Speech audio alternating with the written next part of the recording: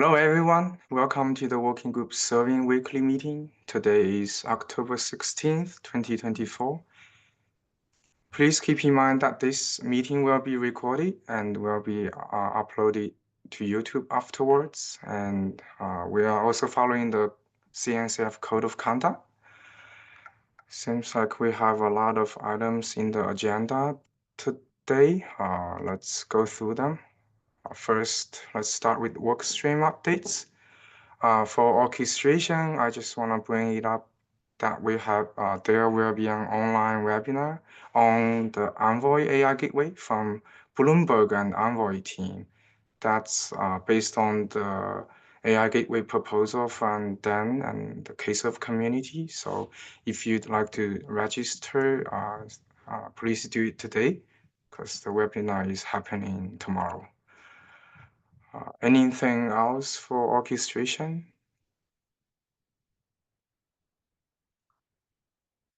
Okay, we can move on. DRA, Jack.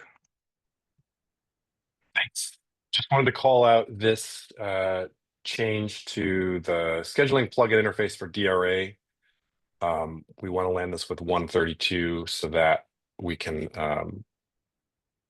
adhere a cluster autoscaler implementation to this new interface.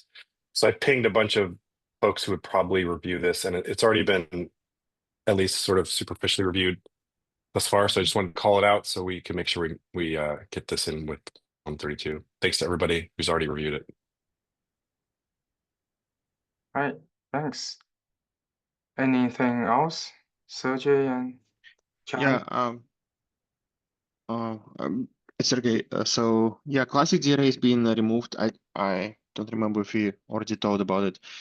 And structured is being promoted to beta. I think the current suggestion is to start with API promotion, but we'll see how it goes. And John, you added the partitionable devices. I think somebody else just added I that. But yeah. I added it. Yeah, John. Yeah, so we have a couple other caps. Partitionable devices is one.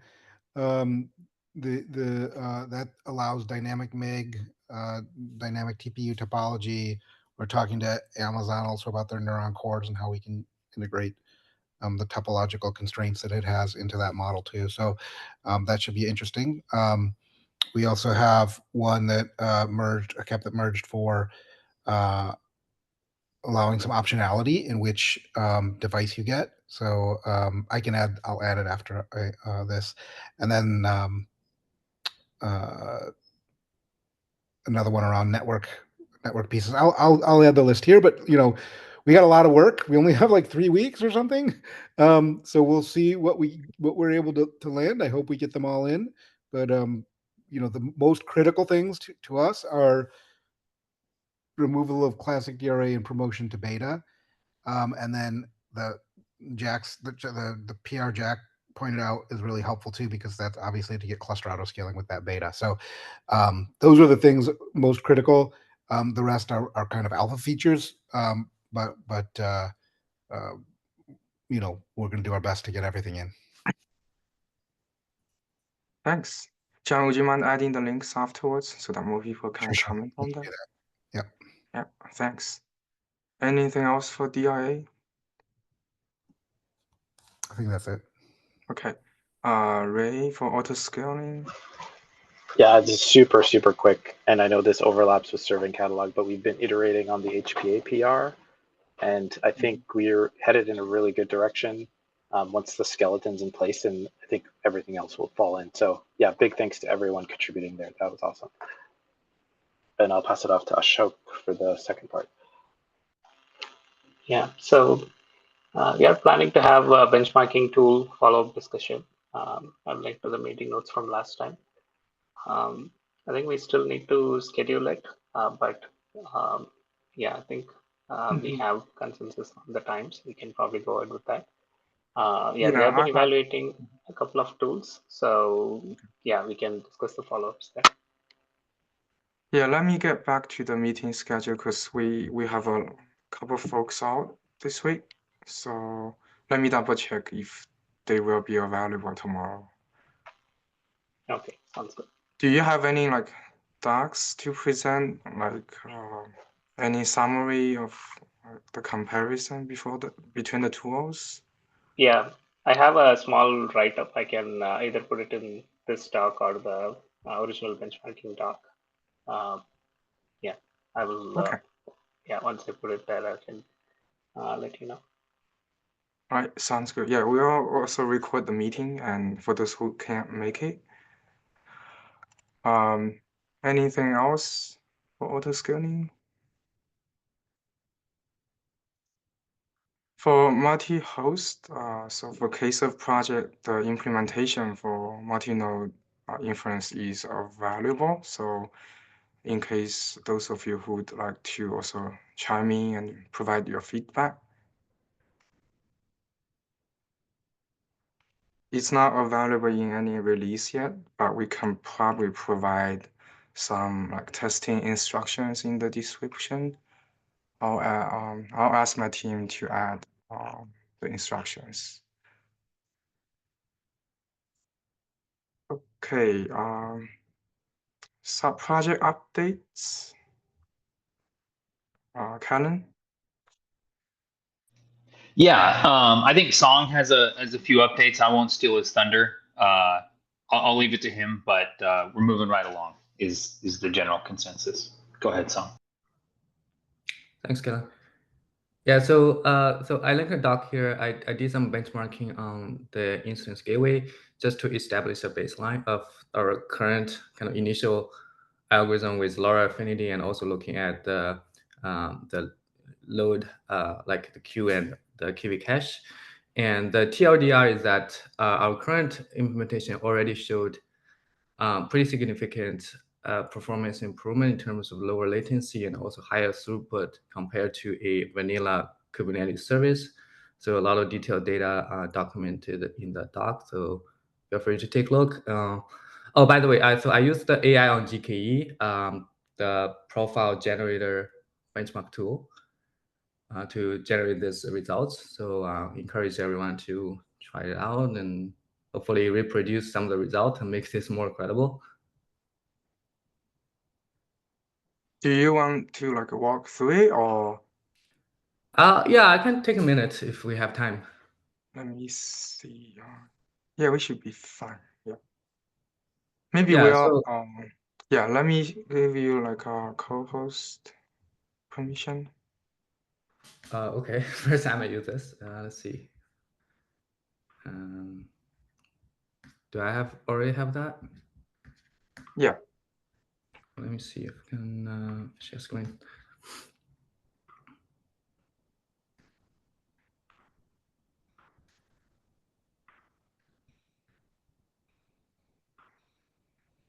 Can you see my screen now? Mm-hmm. Okay, cool. Make it a little bigger.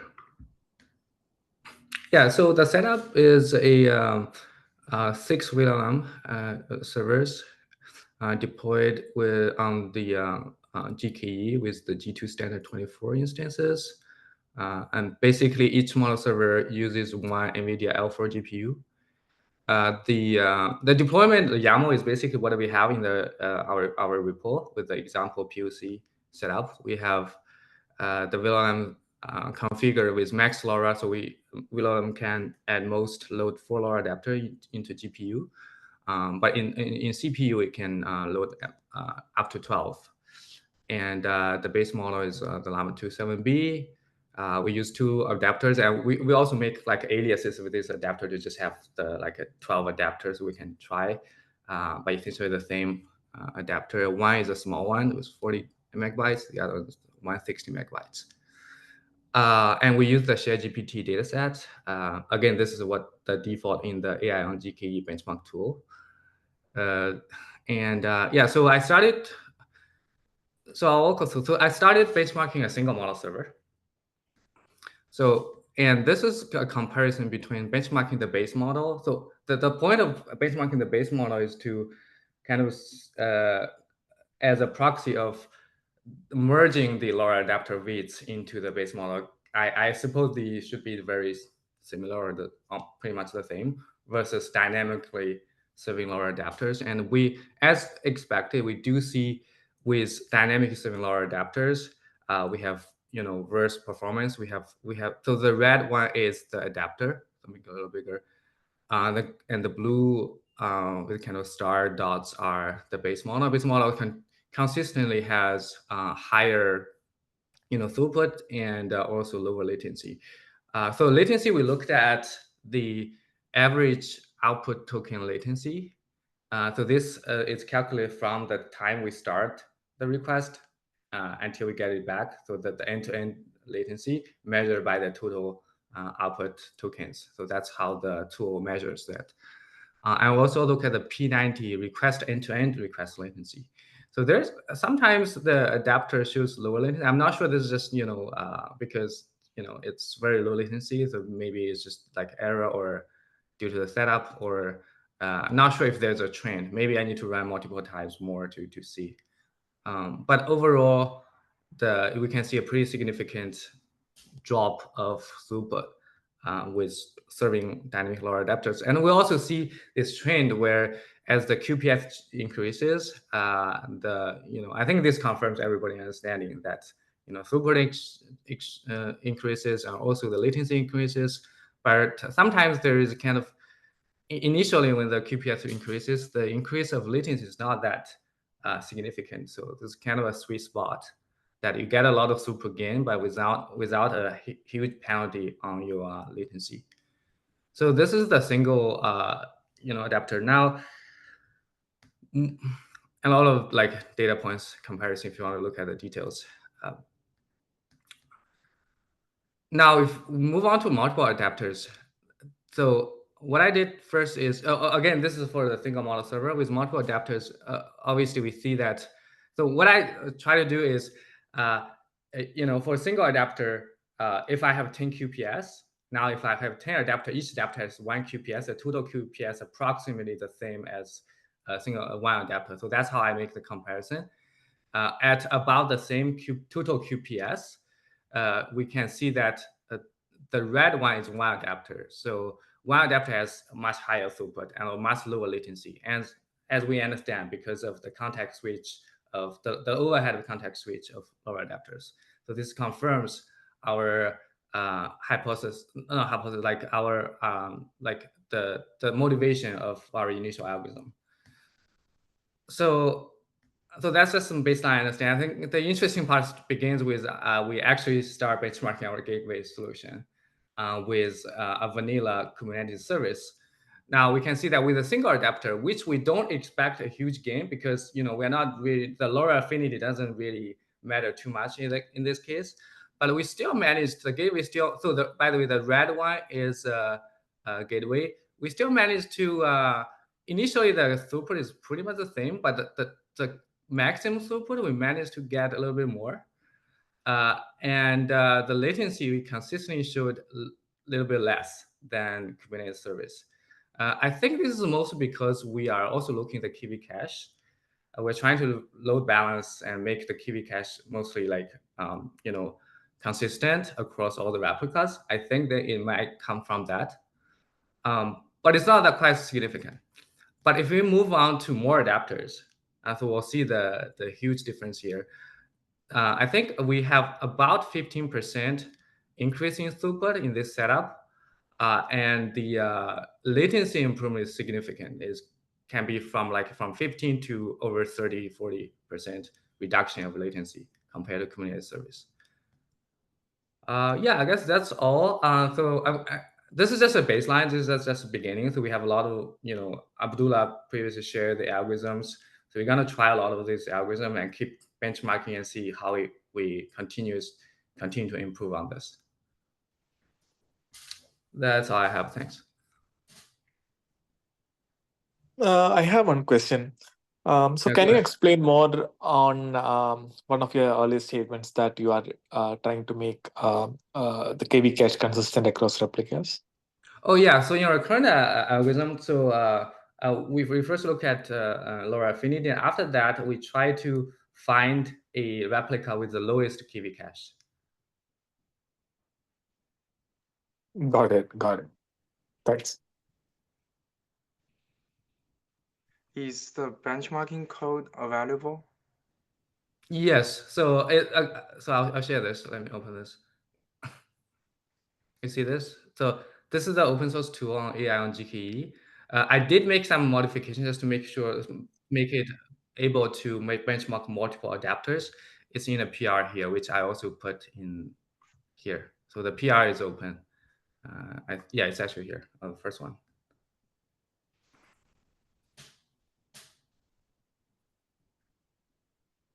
Okay, thanks. This is great work. Is the benchmarking tool the same as the one A-Sharp showed? Yeah, this is the same one. Okay, cool. Any other questions? Yeah. Hi, I have a question. How do you get the KV cache? How do you get the data on KV cache into the gateway?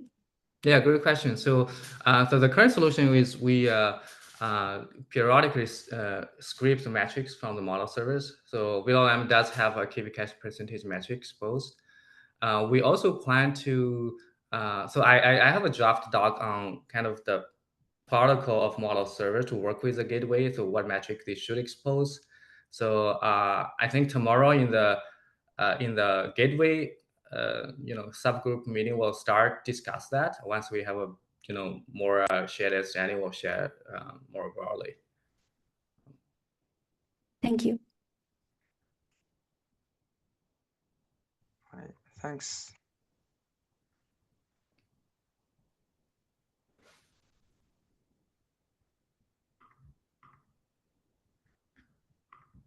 Okay, Tom, can you stop sharing? Oh, okay. Thanks. Okay, let's go back. Jason, any update on serving catalog? Yeah, this morning I added the 70B PR and also gave some feedback on the HPA PR, which has a lot of good progress. And then there's been a couple more contributors helping point out bug fixes and adding feature support like consistent metrics port naming. So Sounds good. Okay, let's move on to the open topics. Eduardo, are you here yet? Or Adam, maybe? Yeah, I'm here, and then we have Shiva on the line as well. I think Shiva has some slides that he wanted to share on the NIM operator. Okay, let me Shiva Krishna, right? Yep. Okay. Share my screen. Yeah, I just made you a co-host. You can share now. I can give a quick background on this project while Shiva gets set up. So Shiva and I are both from NVIDIA. I'm a product architect. He's one of our lead engineers on the cloud native space. And a few months ago, we've been having problems with Trident and TensorRT, and it's very complicated to get models up and running that are optimized for hardware. And so NVIDIA built a set of microservices and the NIM application to try to make it easier to get optimized models running. And then after we did that, we sort of wanted to make it as easy as possible to get the most performant microservices and optimized models running. And so we built the NIM operator to do some of the things that there were currently gaps for. And we are trying to build up, I mean, Shiva will get into this soon, but we're trying to build it in such a way that it interoperates with all of the other open source projects, that it aligns with things like DRA. And the main goal is really just to get optimize AI models running in Kubernetes so that people who don't really know the Kubernetes infrastructure can still define a CRD that sort of creates their end-to-end pipeline of an application and get endpoints that they can just hit. So we released this GA. I think I can throw a link on the GitHub so we can add it to the notes. But this was released a few weeks ago. So I think Shiva is going to go over it and has a demo if we have time for that. Sure. Thanks, Adam. Can everyone see the screen, the slide share? Yes.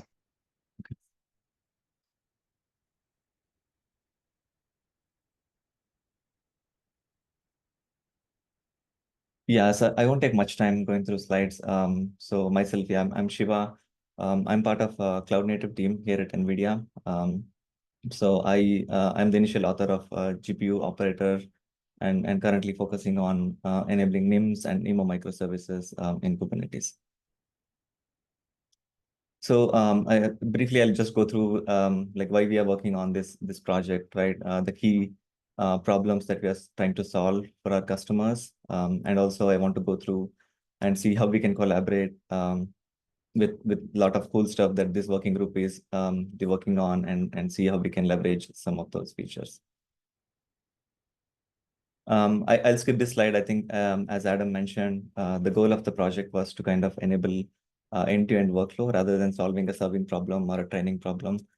We wanted to see to provide like a single tool to our customers to easily deploy an end-to-end workflow where user can bring their foundation models, train them with their enterprise data, fine-tune them, and again, deploy continuously with model evaluations and retuning the models. So we wanted to provide a tool to kind of enable all these use cases using NVIDIA NIMs and also NEMO framework set of tools. I think most of the use cases are kind of discussed in this forum in one way or the other. Again, we have use cases to enable deployment, lifecycle management, basic orchestration of these tools. And also the key features like model caching. Our customers also face common issues in terms of how can they cache relevant models in their clusters, how can they repopulate the cache in case of air gap clusters. So those are some of the common challenges as well we're trying to address. Other than that, with NEMO microservices, we also have a bunch of dependencies, third-party dependencies, where customers have to manage using various tooling. So that's also other thing we're trying to solve using this operator. At the high level, the goal is to lifecycle manage NIM microservices, make sure model caching is completely orchestrated and available before we launch NIMs, and also make sure that we are using the foundational tooling that we have in place in Kubernetes, for example, GPU operator for enabling GPUs, network operator for networking stack, right? It's sort of like built around the existing cloud native tooling that we have. And leverage those as much as possible. We built basic orchestration controller to deploy NIMs, NVIDIA inferencing microservices along with NEMO microservices. And we plan to kind of leverage existing tooling like Kserve or Run.ai for advanced use cases. We released an initial version of this operator earlier this month. It's published on NGC. The container and Helm chart is published on NGC, and we also have a GitHub repository out there. So what services this operator provides, right? We have a controller basically to allow users to cache optimized models from NVIDIA. So probably many of you might know, NVIDIA started publishing TRT optimized engines into NGC. And in terms of caching, what we are focusing is rather than caching different models that are published out there, the focus was on which are relevant to the GPUs that the customers have in their cluster. For example, if they have A100 GPUs or H100 GPUs, or even within those GPUs, if they have different SKUs of those GPUs, NVIDIA is publishing and maintaining a catalog of optimized engines in NGC for each of these different GPU SKUs. When it comes to model caching, our focus was mainly to retrieve engine files which are relevant to the GPUs that are in the cluster, rather than for every GPU SKU for each architecture. That was on the model caching part.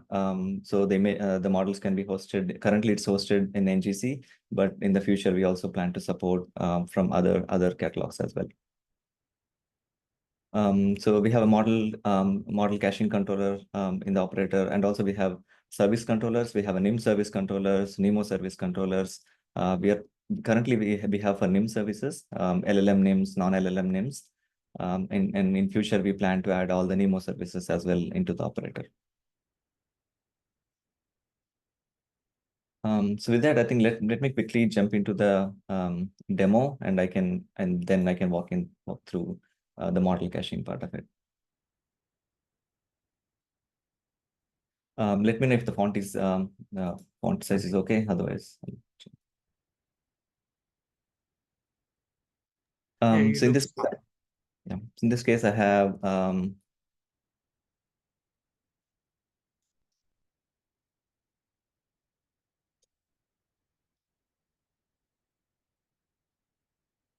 so we have a initial version of NIM operator installed, and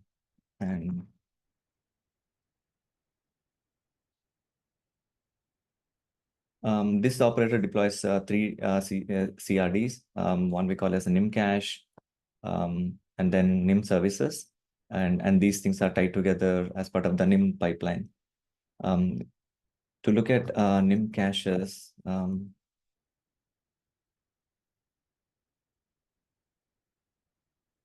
so let me walk through the spec of the NIM cache, and then I can switch to the slides. The NIM cache basically allows, so go through for this example.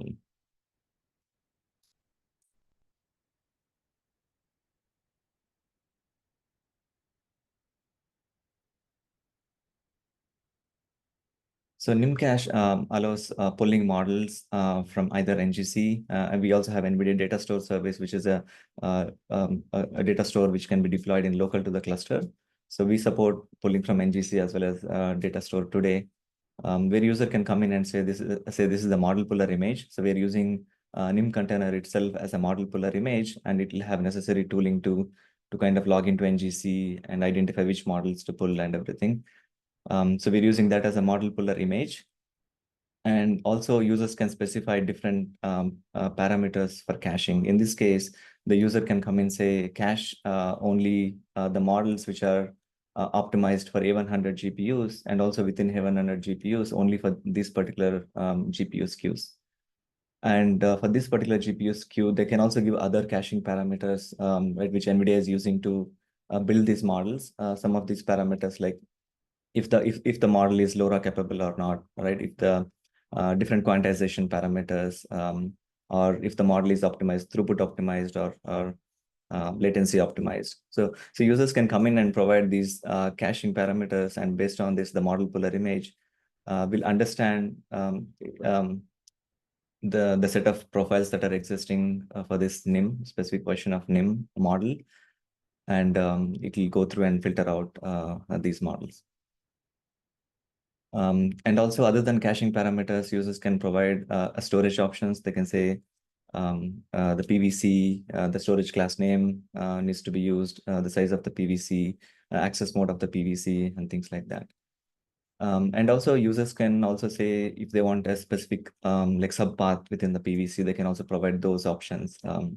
So users can leverage like same PVC across different models, and they can have like different subpaths within the PVC.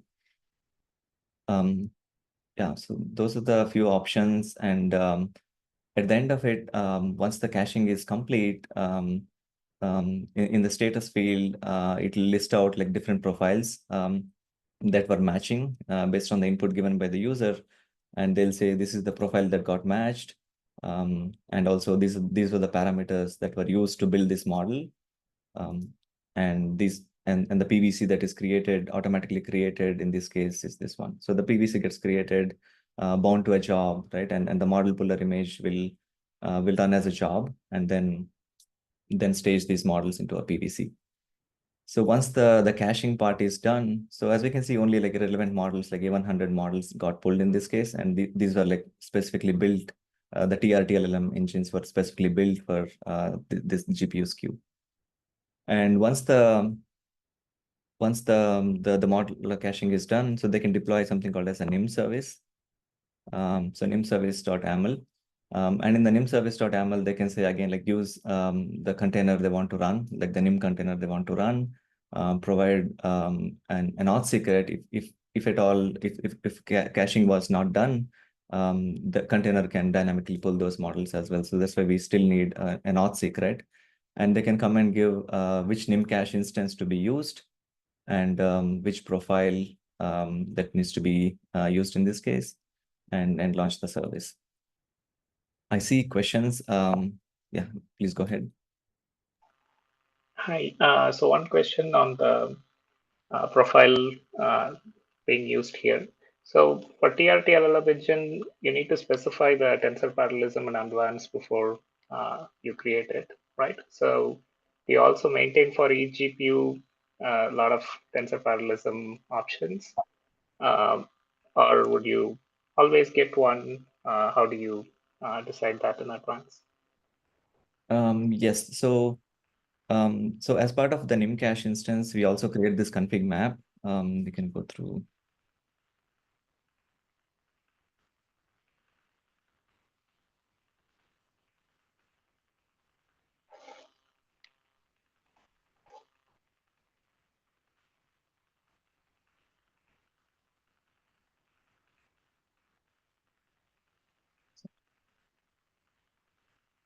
You can actually see it on screen just a little bit up, right? Where it's got the PP and the TP right under the GPU device. That's the pipeline parallelism and tensor parallelism. Right. Yeah, I wanted to show a catalog of all the profiles that are existing, right? For a given NIM container, the operator actually downloads the list of the list of profiles, and it dumps everything into a config map. And in the config map, users can go and see, like you asked, right? Tensor parallelism. If some models are built with, say, 2 GPUs or 4 GPUs or 8 GPUs, right? So those things can be seen here. For example, in this case, H100 GPU, the model is built for H100 GPU and this particular SKU, and tensor parallelism set to 2. And these are the engine files which will get pulled as part of the caching process. And similarly, there are like other profiles as well, which users can go through, right? And they can pick and choose the profile ID they want to cache. So yeah, Makes sense. So it maps to the profiles that are already existing for that specific config. Right. Yep. Okay. Yes. So then, yeah, as I said, like NIM service instance. In the NIM service instance, they can give the profile ID, and that will automatically get used for serving. So let me create.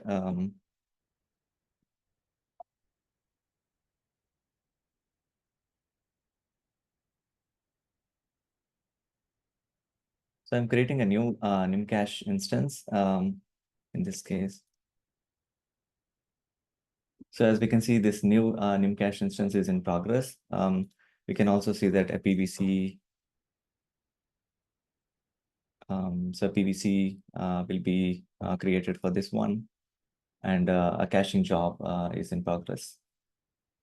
So this will take like a few minutes, and once this is done, we can actually deploy NIM service instance to serve this model. I have other NIM service instances running in this case, which were using like previously cached models.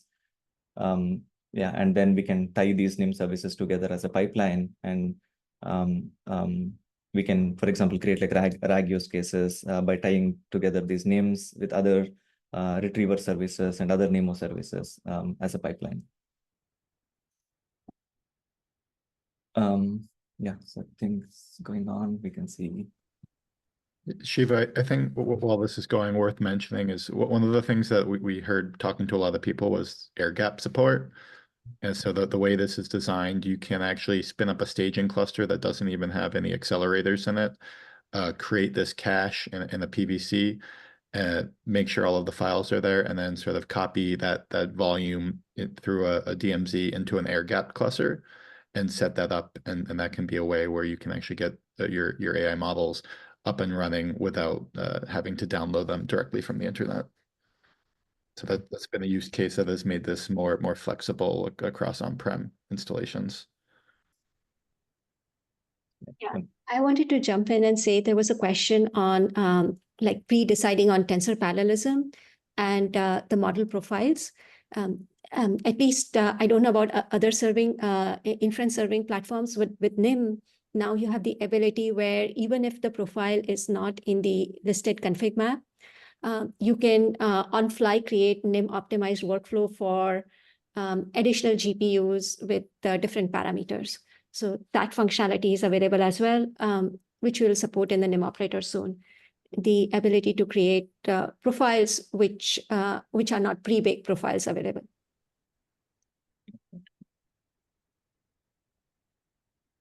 I see another question.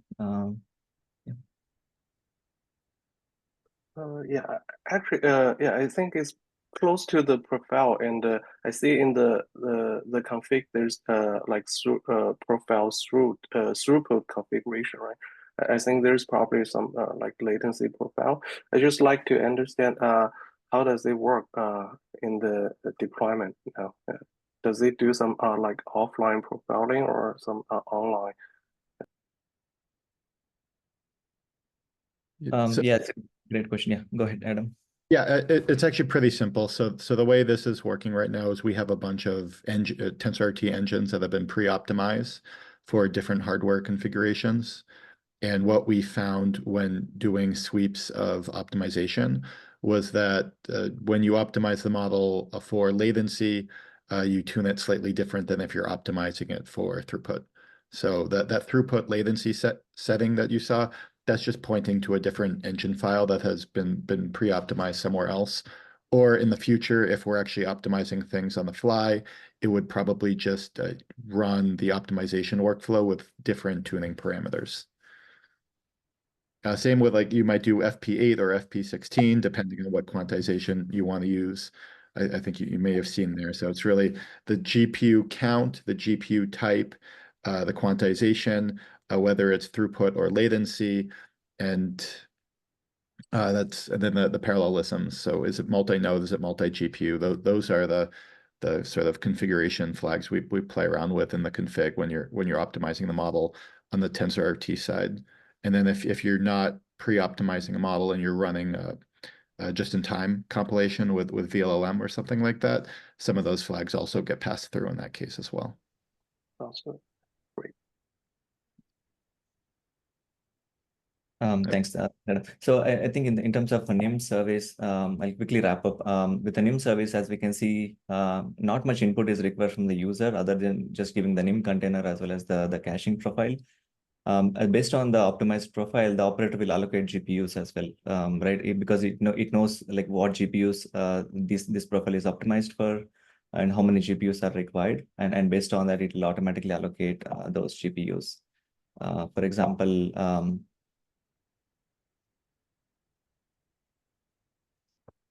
so we see this deployment is created and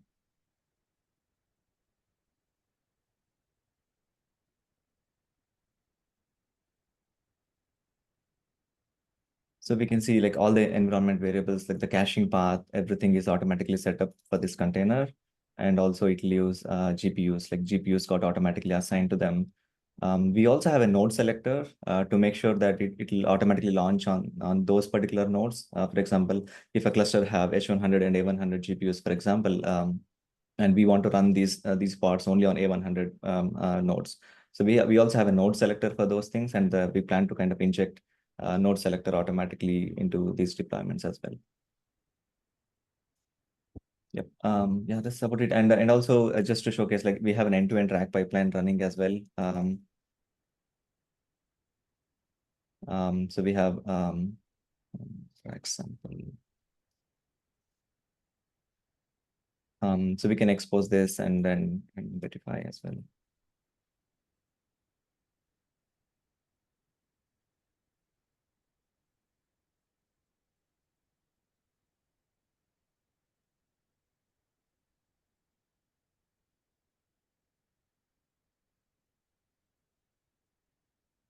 Yeah, so we can. Yeah, we have an end-to-end rack pipeline working as well using these names, where we can go and query these names and also We can augment this with custom data. In case of knowledge base, we can upload, say, custom documentation, and then we can do inferencing based on that. So this is all running with NIMs in the backend, and also using NeMo retriever services. Yes, I think, yeah, probably I'll end with that. And also, yeah, the goal of this presentation, right? Obviously, I think a lot of things we can leverage from this working group. Maybe orchestration, right? Auto scaling, multi-node deployments, and even DRA. Like we even started looking at DRA to see how we can like automatically allocate like different profiles that we optimize for. How can we create like different resource classes and auto scale based on those resource classes. So that is something we are working on as well. We are looking at multi-node using LWS. We started integrating using LWS and auto scaling. We use very basic auto scaling today using HPA, using custom NIM metrics that are supported, but we plan to use advanced like scale to zero kind of use cases as well. So those are some things we are looking through. Like the existing set of features in KServe, for example, or other tools currently. Yeah, that's pretty much. Thank you. Thank you, Shiva. Are there examples or example metrics that you are exporting from NIM? There is. I can share the link. Okay. I can share the link here in the chat. We have those metrics. Okay. We do have another question in the chat.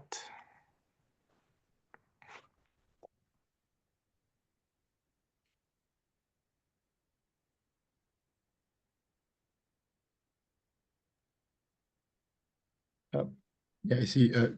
I don't know if we have a date for the KServe support, but that's one of the next things on the roadmap. And I think we're working with a lot of folks using KServe and have been having active conversations with the KServe community. Mm-hmm. And the plan is to kind of leverage model caching, what we have built with a NIM operator, but we allow customers to create, for example, inferencing surveys or serving runtimes, right? And leverage the PVC that is created using the NIM operator. So that is one way. But for other features also, yeah, we are looking at integrating, for example, auto scaling, right? Scale to zero kind of features.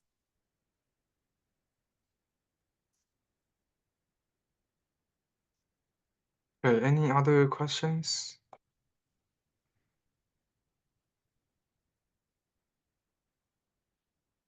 All right, thank you, Shiva and Adam, for presenting this. Hopefully this will be helpful for this group, and we can find a way to collaborate going forward. Thank you. Okay, let's move on. Jiaxin, you have 2 items here. Yes, just two quick update. The first one is this afternoon, the PST time, there's a online meetup hosted by SG Long, Flash Infer, and ML compilation. And I think this is a pretty good event, and based on I think recent benchmark data, I think SG Long outperforms like the VRM a lot, and I think they also have some like fancy features on the fast decoding, etc. I highly suggest people who are interested in the engine part to participate in this session. Yeah, just FYI on this one. And the second one is the LoRa controller side. And I'm writing a LoRa controller proposal, and that could be shared by community, shared with community by next week. Yeah. Is there a relation between this LoRa controller and the instance gateway? So yeah, instance gateway assumes instance has assumes some LoRa informations and model informations can be exposed to the gateway, and how to dynamically register the LoRa to the existing foundation models, that could be a different orchestration problem. So they can technically work together, but not necessary, I think. Yeah. Okay. Any questions on that?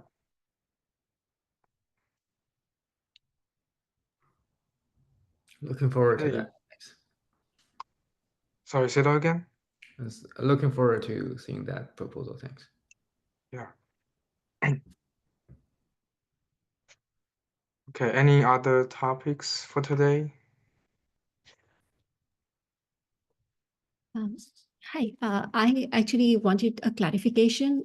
We are looking at multi-node with leader worker set, and currently we have only looked at TRT LLM. The question I have is for VLLM, which Kserve implementation has done. Is it tied to Ray, or can you use MPI as well? Because the PR that I see is Ray specific. Is there a deep linkage between VLLM and Ray? So it depends on the parallelism you're using. From what I remember, I think the pipeline parallelism requires Ray, but I need to double check.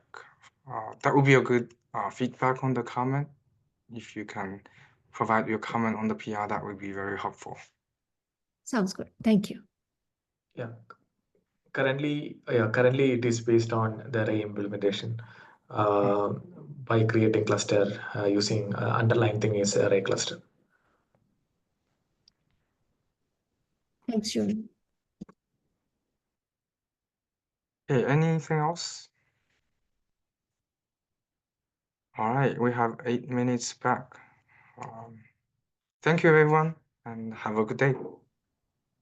Thank you. Thanks.